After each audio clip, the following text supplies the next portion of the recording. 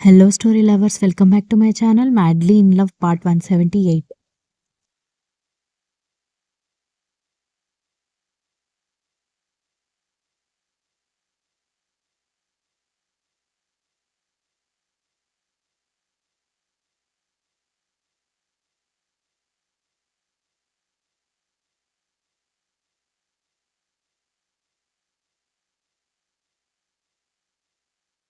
దక్ష ఆ రోజు రాత్రంతా నిద్రపోలేదు.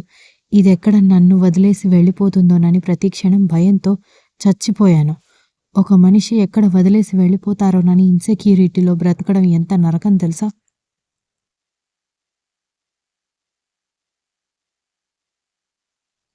దీనికోసం ప్రపంచంతో పోరాడాను. కానీ ప్రతి చిన్న సమస్యకి వాళ్ళేమనుకుంటారో వీళ్ళేమనుకుంటారోనని చివరికి నన్ను ఏడిపించేది.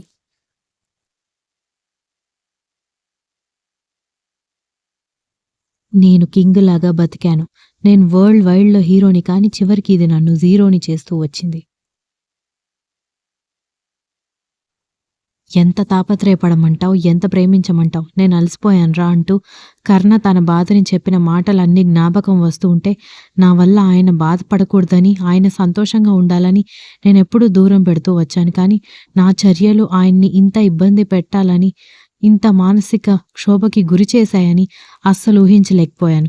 చాలా స్ట్రాంగ్ పర్సన్, నేను లేకపోయినా బ్రతుకుతాడు అనుకున్నాను. కానీ అలాంటి స్ట్రాంగ్ పర్సన్ నా వల్ల ఇంత వీక్ అయిపోయాడా అనుకుంటూ వెనుక ఉన్న గోడకి ఆనుకుని తల పట్టుకొని కూర్చుండిపోయింది దక్ష.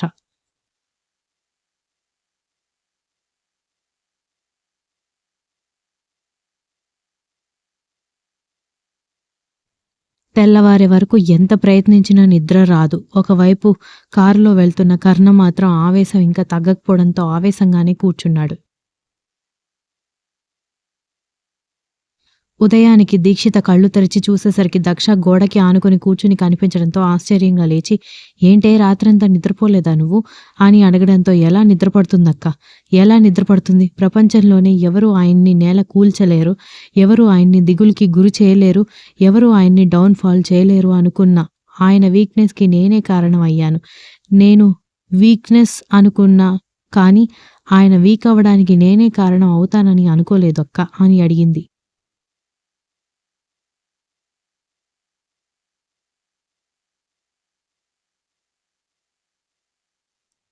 ఇప్పుడు నేను తప్పుల గురించి మాట్లాడదలుచుకోవట్లేదు దక్ష. కాకపోతే నువ్వు జీవితంలో గుర్తుపెట్టుకోవాల్సింది ఒకటే మాట.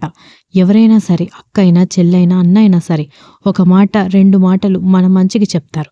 ఆ తర్వాత తన ఇష్టంలే అని వదిలేస్తారు. కానీ కర్ణగారి విషయంలో మాత్రం నేను, విరాట్, రక్ష, స్నేహ, నవీన్ అన్నయ్య, ప్రవీణ్ అన్నయ్య, అమ్మ, నాన్న పదే పదే నిన్ను హెచ్చరిస్తూనే ఉన్నాం.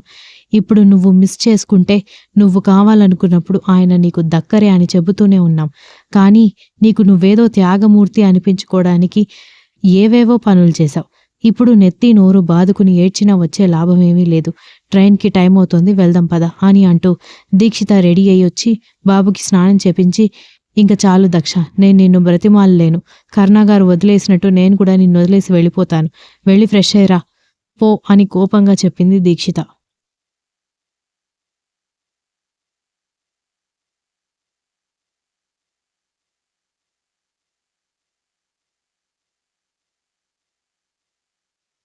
ఇక దీక్షితని కూడా ఎక్కువసేపు విసిగించలేక దక్ష ఫ్రెష్ అయి రావడంతో లగేజ్ మొత్తం ప్యాక్ చేసిన దీక్షిత పద వెళ్దాం అని చెప్పి బాబుని ఎత్తుకొని లగేజ్ తోసుకుంటూ కిందకెళ్ళగాని, ఎంతసేపు వెయిట్ చేయాలి మీకోసం అని విరాట్ అడిగేసరికి దీక్షిత దక్ష వైపు కోపంగా చూసి, లేవడం కొంచెం లేట్ అయింది అని చెప్పడంతో రెంట్కి తీసుకున్న కారులో లగేజ్ మొత్తం నింపేసి రైల్వే స్టేషన్కి బయలుదేరారు.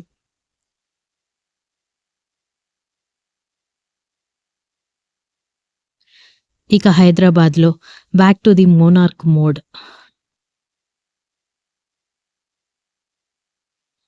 ముత్యాలలాగా జారుతున్న షవర్ కింద స్నానం చేసి ఫ్రెష్ అయి వచ్చి కబోర్డ్ ఓపెన్ చేసి సూట్స్ మొత్తం చెక్ చేసి అందులో ఉన్న బ్లాక్ సూట్ బయటకు తీసి రెడీ అయ్యి లైట్గా హెయిర్కి జెల్ అప్లై చేసి హెయిర్ స్టైలింగ్ చేసుకుని పర్ఫ్యూమ్ స్ప్రే చేసుకుని కర్ణ బయటకు వస్తూ ఉండగా బాబుగారు, మేనేజర్ బాబుగారు మీకోసం వచ్చారని పని మనిషి గ్రీన్ టీ తీసుకొచ్చి చెప్పడంతో వస్తున్నాను, వెయిట్ చేయమని చెప్పు అంటూ గ్రీన్ టీ ఫినిష్ చేసి మొబైల్ కార్ కీస్ తీసుకొని కిందకి రావడంతో గుడ్ మార్నింగ్ సార్, మిమ్మల్ని దాదాపు 1 మంత్ తర్వాత చూస్తున్నాను, చాలా హ్యాపీగా ఉంది అనగానే సోదాపి అకాడమీ వర్క్స్ ఎలా నడుస్తున్నాయో చెప్పు అని సీరియస్గా అడగడంతో ఎందుకో అతని ఔరా భయాన్ని కలిగిస్తుంటే అంతా పర్ఫెక్ట్గా ఉంది సార్ అని చెప్పాడు.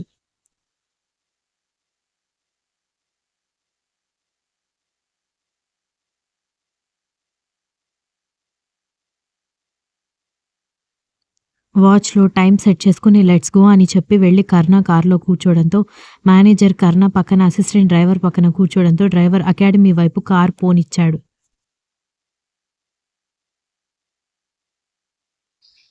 షార్ప్ ఐస్‌తో సీరియస్‌గా ఉన్న కర్ణ ఫేస్ చూసి ఏంట్రా దక్ష మేడం సెట్ అయిందని విన్నాం కదా! అయినా కూడా సార్ ఫేస్ సీరియస్‌గా ఉందేంటి అని అడిగాడు మేనేజర్ అసిస్టెంట్‌కి మెసేజ్ చేసి. నువ్వెంత టెన్షన్ పడుతున్నావో, నేను కూడా అంతే టెన్షన్ పడుతున్నాను. ఒకవేళ అకాడమీకొచ్చాక ఎక్కడైనా తేడా కనిపించిందనుకో అందరినీ సస్పెండ్ చేసి పడేస్తాడు. అసలే డెవిల్ అని చెప్పడంతో భయపెట్టకురా బాబు. మాక్సిమం మనం అంతా పర్ఫెక్ట్‌గా ఉండేలాగానే ఇన్ని రోజులు అకాడమీని మేనేజ్ చేసుకున్నాం. ఎక్కడైనా మన కర్మకాలి పొరపాటు జరిగి ఉంటే మన చావు తథ్యం అనుకున్నారు.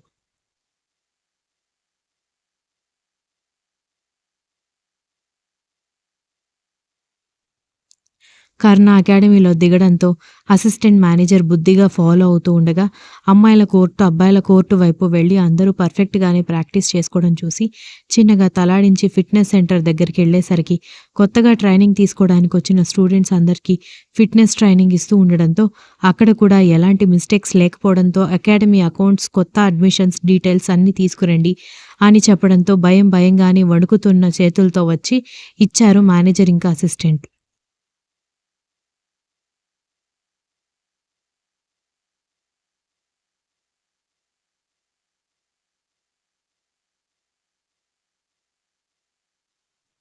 అవి కూడా అన్నీ ప్రాపర్‌గా ఉండడంతో గుడ్. ఎక్కడా తేడా లేదు అని చెప్పడంతో హమ్మయ్య అన్నట్టుగా అప్పుడు ఊపిరి పీల్చుకున్నారు మేనేజర్ ఇంకా అసిస్టెంట్. రైల్వే స్టేషన్ దగ్గర కార్ ఆగడంతో కార్ వాడికి డబ్బులిచ్చేసి లగేజ్ తీసుకుని రైల్వే స్టేషన్‌లోకి వెళ్లి అరగంట తర్వాత ట్రైన్ అనౌన్స్‌మెంట్ రావడంతో లగేజ్ మొత్తం ట్రైన్‌లోకి షిఫ్ట్ చేసి అందరూ ఎక్కిన తర్వాత విరాట్ కూడా ట్రైన్ ఎక్కాడు.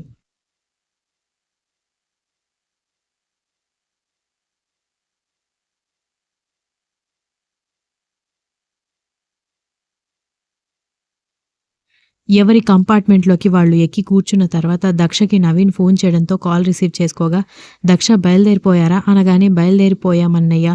వస్తున్నామని" దక్ష డల్‌గా చెప్పడంతో "ఏమైంది? ఎందుకంత డల్‌గా మాట్లాడుతున్నావు? ఒకసారి కర్ణ బావగారుంటే ఫోన్ ఇవ్వు" అని చెప్పడంతో దక్ష వెంటనే ఫోన్ కట్ చేయడంతో నవీన్ ఆశ్చర్యపోయాడు.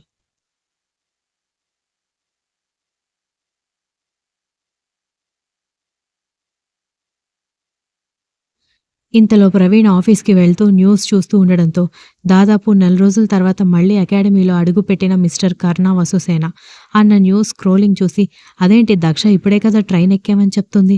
మరి బావ అకాడమీలోకి కూడా వచ్చేశాడని న్యూస్ వాళ్ళు చెప్తారేంటి అని కర్ణ ఆఫీస్‌లోకి వెళ్ళడం కూడా చూపిస్తూ ఉండేసరికి అసలేమవుతుందిక్కడ అని ఏమీ అర్థం కాక దీక్షితకి ఫోన్ చేసి ఏమవుతుందో, అసలు మీతో పాటు కర్ణ బావగారు లేకుండా ముందే రావడం ఏంటి అని అడిగాడు నవీన్.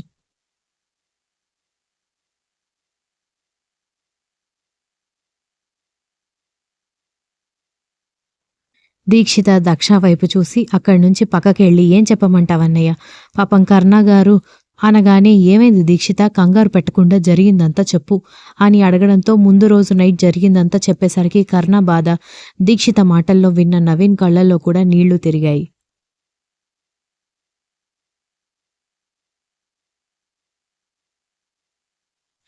అయితే మీ మీద కోపంతో కర్ణగారు వెళ్ళిపోయారా అనగానే మా మీద కోపంతో కాదు, దక్ష మీద కోపంతో వెళ్ళిపోయారు అని చెప్పింది దీక్షిత.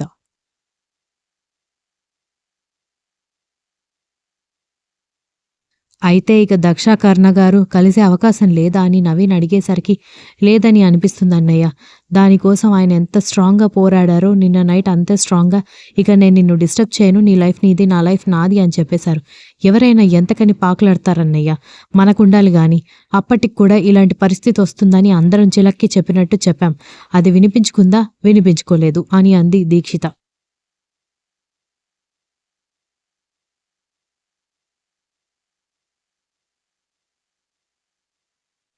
నవీన్ కూడా తల పట్టుకొని సరే దీక్షిత నేను తర్వాత మాట్లాడతాను. ఇది విన్న తర్వాత నా మనసు మొత్తం చేదు తిన్నట్టుగా మారిపోయింది. ఇక నేనిప్పుడు ఫోన్ మాట్లాడలేను అని చెప్పి ఫోన్ కట్ చేసి తల పట్టుకొని కూర్చోవడంతో ఏమైందిరా అని ప్రవీణ్ అడిగేసరికి జరిగిన విషయం చెప్పడంతో నవీన్ టిఫిన్ చేస్తున్న ప్రవీణ్ కూడా ప్లేట్ పక్కన పెట్టడంతో సౌజన్య అది విని నవ్వుకుంది.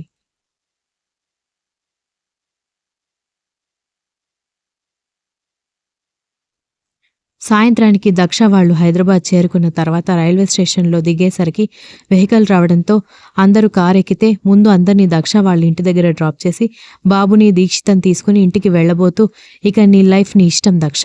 వాడింక తిరిగి రాడు. వాడేదైనా అనుకుంటే ఎంత స్ట్రాంగ్‌గా ఉంటాడనేది నీకు కూడా తెలుసు. ఈ విషయంలో కూడా అంతే. నీ లైఫ్‌లో న్యూ చాప్టర్ ఓపెన్ చేసుకోవడానికి రెడీగా ఉండు అని చెప్పి విరాట్ వెళ్ళిపోయాడు.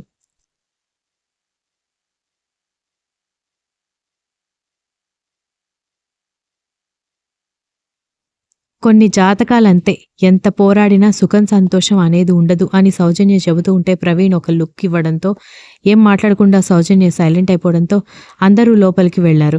ఎవరికీ కూడా ఒక్క ముద్ద కూడా తినే అంత మనశ్శాంతి లేకపోవడంతో ఎవరికి వాళ్ళు నడుం వాలిస్తే సౌజన్య మాత్రం కడుపు నిండా భోజనం చేసి పడుకుంది. అందరూ డల్‌గా ఉంటే బాగానే ఉంది. ఆవిడ గారికి ఏదో అయిందని అందరూ బాధపడుతున్నారు. నా కొడుక్కి ఇప్పుడు సంవత్సరంన్నర. వాడికి 1 ఇయర్ బర్త్‌డే కూడా చేయలేదు. సరే వాడి పేరు మీద గుడిలో అన్నదానం చేపించాలనుకుంటున్నాను. దానికైనా ఎవరైనా ముందడుగు వెయ్యాలి అని చెప్పింది సౌజన్య.